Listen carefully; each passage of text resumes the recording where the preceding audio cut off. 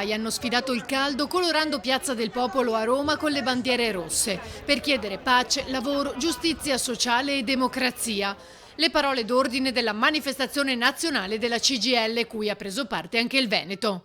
Oggi siamo qui in tanti per chiedere risposte da parte del governo. La situazione sociale è una situazione sempre più tesa, anche in Veneto precarietà, salari bassi sono una realtà che deve trovare immediatamente risposta con provvedimenti all'altezza della situazione e delle difficoltà.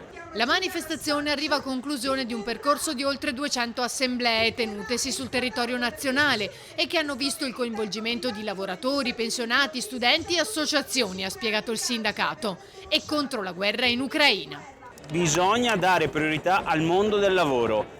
Caro bollette, costo della vita, inflazione sta impoverendo lavoratrici e lavoratori di questo paese e anche del nostro Veneto. Bisogna immediatamente invertire questa tendenza. Oltre a tutto questo, un tema trasversale importantissimo, prioritario, è che noi chiediamo pace.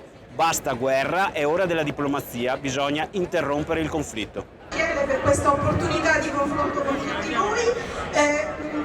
Chiudo ricordando ancora un pensiero personale, cioè la guerra. Sul palco si sono alternati gli interventi di delegate e delegati delle varie categorie, prima della chiusura del segretario generale Landini, che pochi giorni fa era in Veneto e ha incontrato anche i lavoratori del petrolchimico di Porto Marghera.